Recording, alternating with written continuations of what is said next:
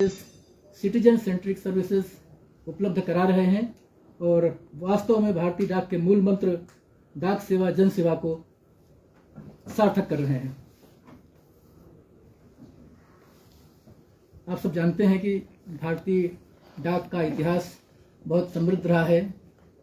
हर कार्य से लेकर आज डिजिटल क्रांति तक हम लोगों ने प्रगति की है और पहले डाक को अधिकतर लोग जानते थे डाक या पत्र पहुंचाने तक, पर अब केवल पत्रों तक ही नहीं, पार्सलों तक ही नहीं, हम डिजिटल फाइनेंशियल सर्विसेज, लोन्स आदि तक भी उपलब्ध हैं और हमारी जो सेवाएं हैं हमने उनको डिजिटल प्रारूप में बदला है। Online tracking, real time tracking उपलब्ध है और अभी पिछले दिनों IT 2.0 का भी को इम्प्लीमेंट किया गया। हो सकता है 2-4 दिनों के लिए जनता को कुछ असुविधाएं हुई हों, परंतु उसका इम्प्लीमेंटेशन भारतीय डाक प्रणाली को तेज, पारदर्शी और अधिक विश्वसनीय बनाना था।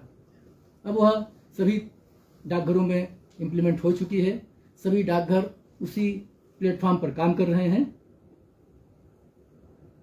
आज जो राष्ट्रीय डाक सप्ताह के अंतिम दिन हम बैठे हुए हैं, उसका उद्देश्य हमारे post for the people, local service and global reach.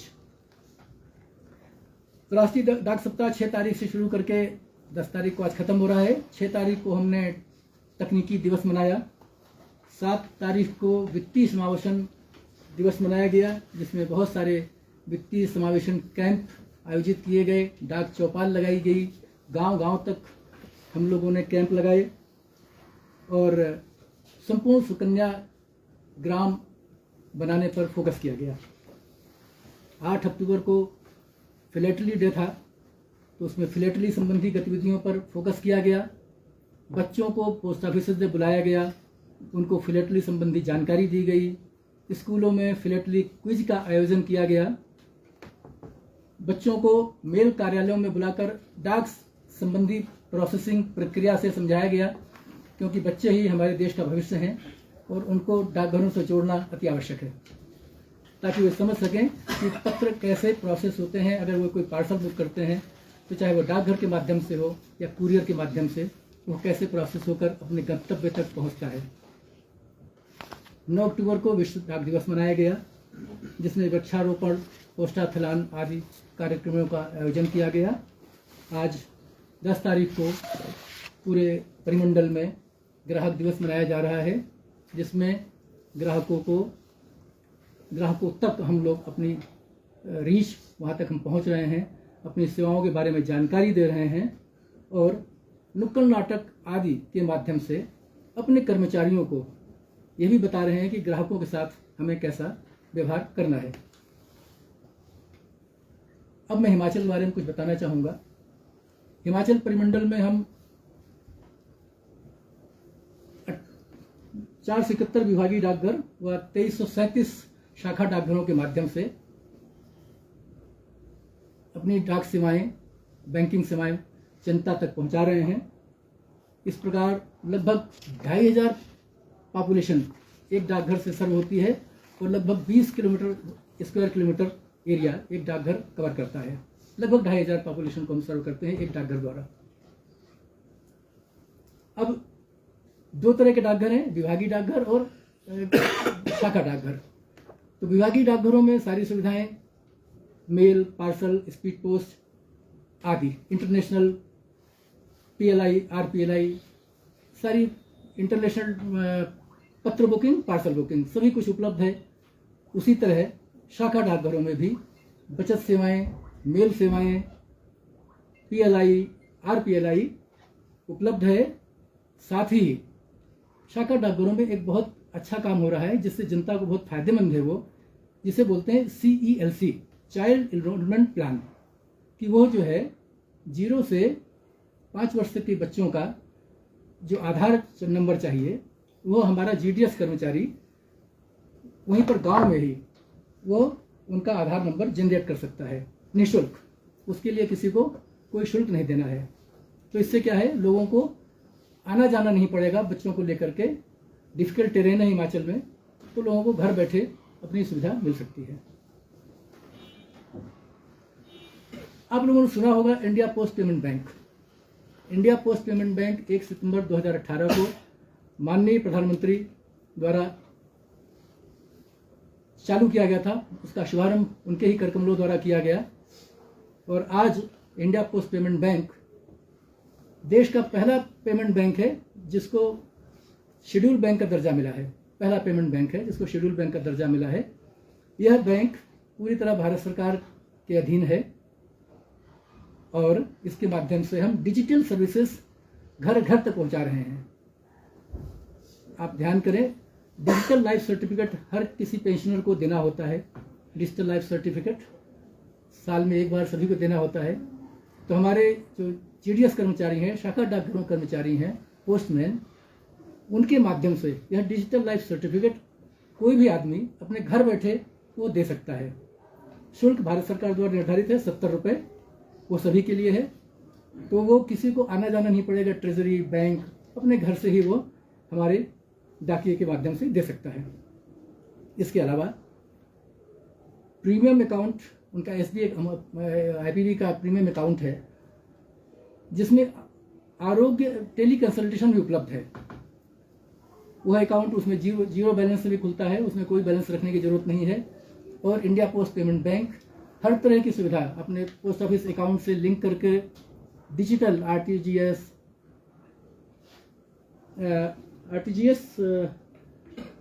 सारी NEFT दोनों तरह की सुविधाएं उससे लिंक करके आप किसी बैंक से पैसा इधर से उधर ट्रांजैक्शन कर सकते हैं। AEPS एक सुविधा है, आधार इनेबल्ड पेमेंट सर्विस। गांव में बहुत सारे लोग हैं, बुजुर्ग लोग हैं, डिफिकल्ट टेरेन में रहते हैं। सपोज करें उनका पैसा किसी बैंक में अकाउंट है, पैसा उन्हें चाहिए घर बैठे, तो उन्हें पोस्ट ऑफिस भी जाने की जरूरत नहीं है, बैंक भी जाने की जरूरत नहीं है। IPV की सुविधा आधार AEPS आधार इनेबल्ड पेमेंट सर्विसेज के माध्यम से वो अपने घर बुला सकते हैं डाकिए को और वो उनके घर पर ही पैसा निकाल करके पेमेंट कर देगा। भले ही पोस्ट ऑफिस उनका अकाउंट ना हो, बैंकिंग किसी भी बैंक का अकाउंट हो, वो वहाँ से उसको पैसे, आधार इनेबल्ड है, आधार लगाना पड़ेगा बायोमेट्रिक, इसके आधार पर वो पेमेंट हो जाएगा। तो एक बहुत बड़ी सुविधा है जनता के लिए, नागरिकों के लिए। इसके अलावा India post payment bank paperless account खोलता है, उसमें आधार बेस्ड है, बायोमेट्रिक बेस्ड, पेपर्स की जरूरत नहीं है। और थर्ड पार्टी लोन के साथ साथ general insurance, motor car insurance, bike insurance, सारी सुविधाएं उपलब्ध हैं। जनरल इंश्योरेंस कई कंपनियों के साथ टाई अप है जिसमें 500-700 रुपये के आधार पर 10 लाख और 15 लाख रुपए तक का एक्सीडेंटल कवर उपलब्ध होता है। तो कभी किसी दुर्घटना में, कभी जब कुछ हो जाता है तो इस तरह की जो लो प्रीमियम वाला है इंश्योरेंस, वो बड़ा काम आता है परिवार को। हम लोग प्रेरित करते हैं और पिछले सालों में हम लोगों ने इसमें काफ़ी प्रगति की है। प्रदेश के 8 लाख से अधिक लोगों का IPV अकाउंट है। लगभग 3.25 लाख लोगों का के अकाउंट में DBT डायरेक्ट बेनिफिट ट्रांसफर सरकार द्वारा जो होता है, लगभग 3.25 लाख लोगों के अकाउंट में, IPV के अकाउंट में आता है वो। इसी क्रम में हम लोगों ने इस महीने भी और पिछले महीने कुछ और प्रयास किए। हमारा उद्देश्य है कि हम लोग पोस्ट ऑफिस में आने की बजाय हम उनके घर घर तक पहुँचे, उनके गांव तक, उनकी चौपाल तक, उनके द्वार तक पहुँचें, अपनी सेवाओं से उनको जागरूक करें, लोगों के जीवन को सरल बनाने में अपना जो भी योगदान है दे सकें।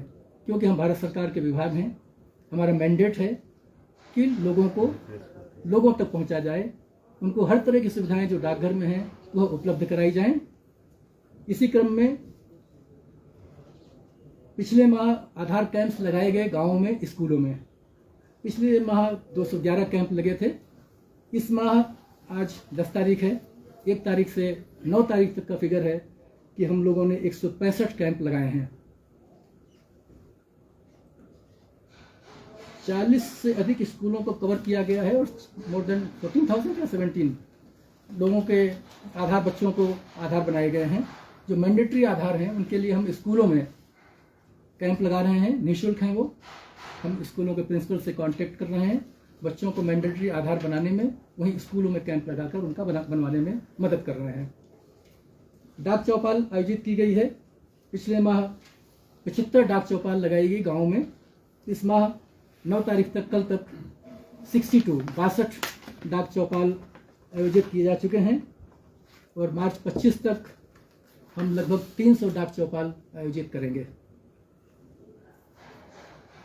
डाक विभाग का हिमाचल सर्किल का यह प्रयास है कि प्रदेश में जो लगभग 3000 सेल्फ हेल्प ग्रुप्स हैं उनको हम कांटेक्ट करें, उनसे मिलें, उनके जो प्रोडक्ट्स हैं उनको अपने माध्यम से उनकी ट्रांसमिशन में हम सहयोग कर सकें, ताकि डिफ़िकल्ट टेरेन में किसी को अपने बुकिंग के लिए कहीं दूर जाना ना पड़े।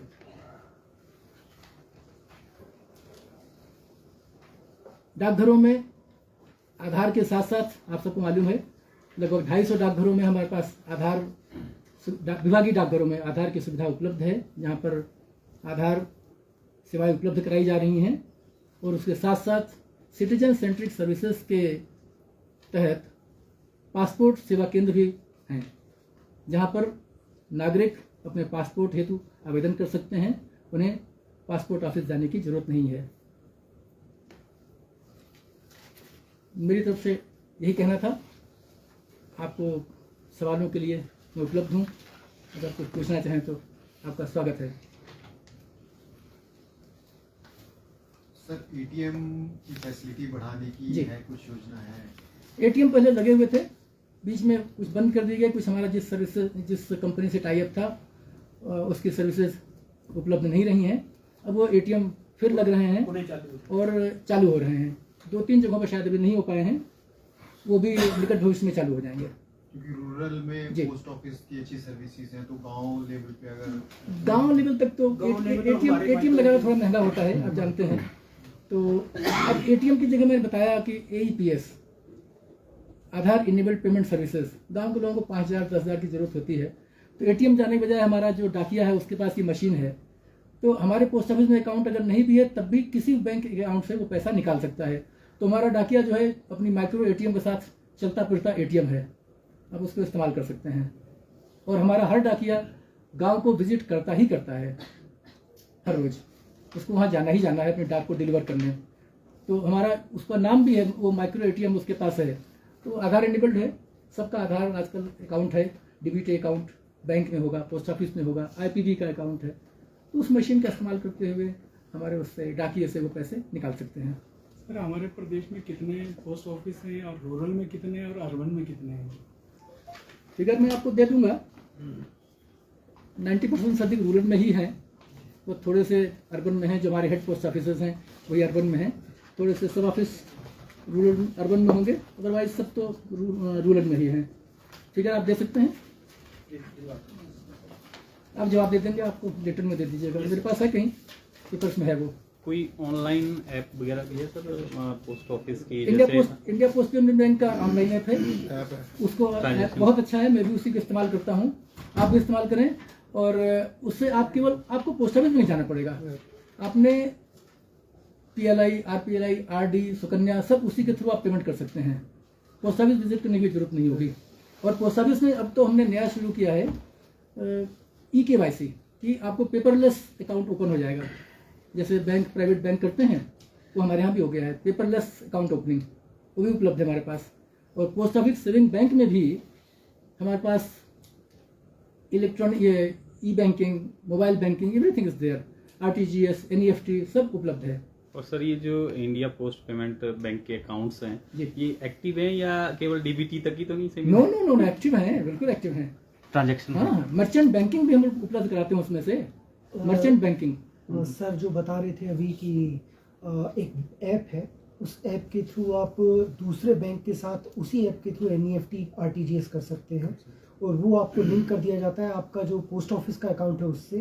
तो एक तरह से आपको विंडो मिलती है कि आप अपने पोस्ट ऑफिस के अकाउंट को बाकी अकाउंट के साथ ट्रांजैक्शन कर सकते हैं, चाहे वो किसी भी बैंक का हो। मैं तो अपना वही करता हूँ, अपने पोस्ट ऑफिस में सैलरी आती है सर, उसमें से आईपीबी से बीओ बैंक्स में गया जहाँ से आपको स्टैंडर्ड इंस्ट्रक्शंस हैं अपनी ईएमआई वगैरह पेमेंट करने के लिए। तो बहुत ही अच्छा, बहुत ही सुरक्षित है, क्योंकि भारत सरकार का है तो बहुत ही सुरक्षित ऐप है। कोई नई ब्रांचेस वगैरह भी खोल रहे हैं पोस्ट ऑफिस का, कुछ विस्तार हो रहा है हिमाचल में?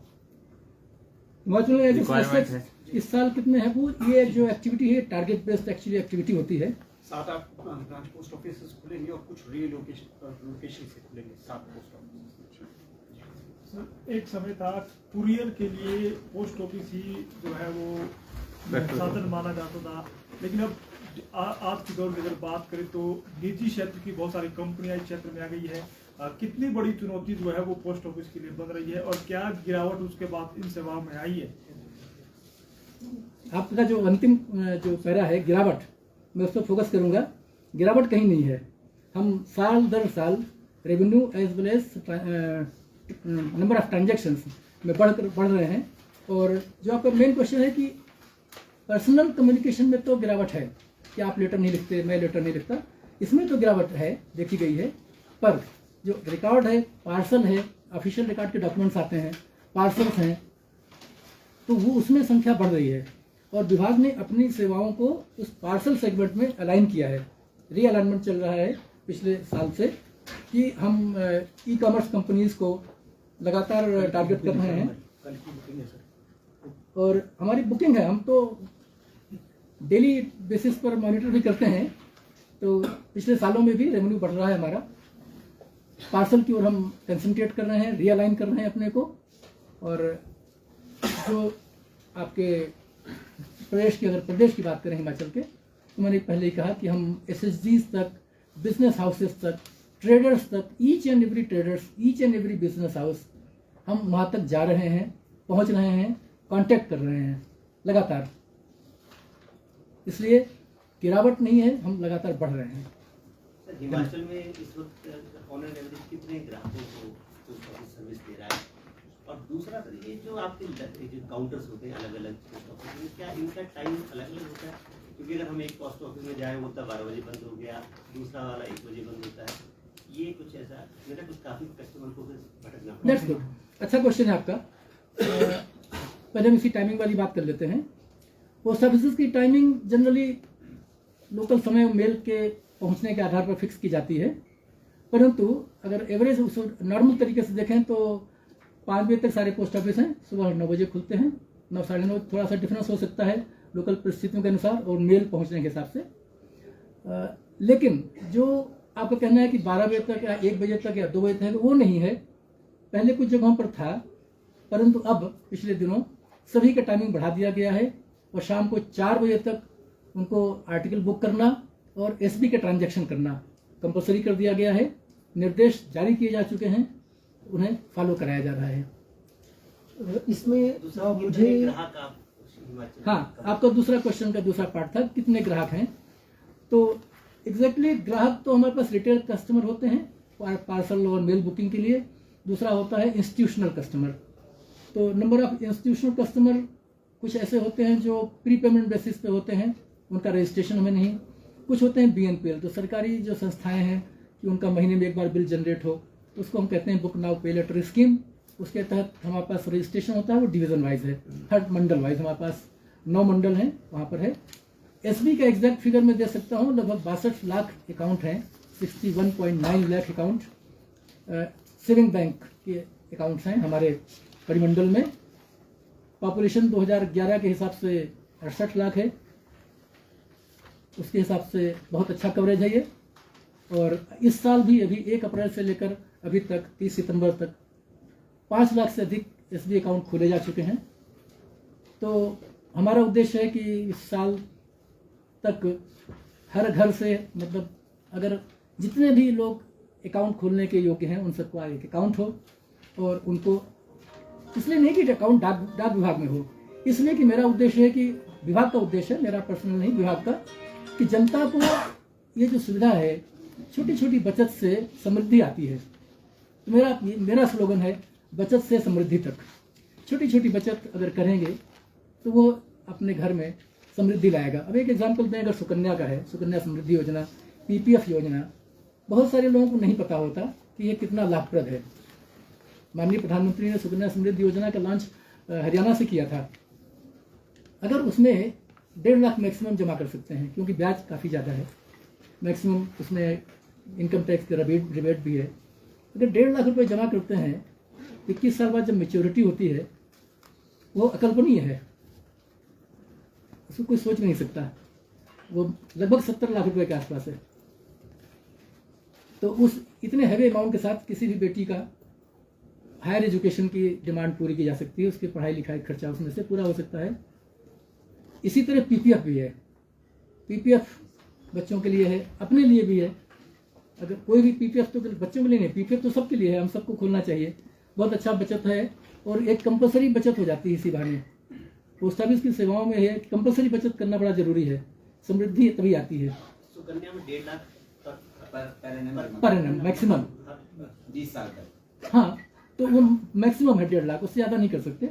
मिनिमम तो कुछ भी है 200 रुपये समथिंग, उसके हिसाब से आप मिनिमम जमा कर सकते हैं। पर अगर मैक्सिमम प्रॉफिट लेना है तो मैक्सिमम ही जमा करना होगा। वो इनकम टैक्स रिबेट में भी यस काउंट हो जाता है। जी।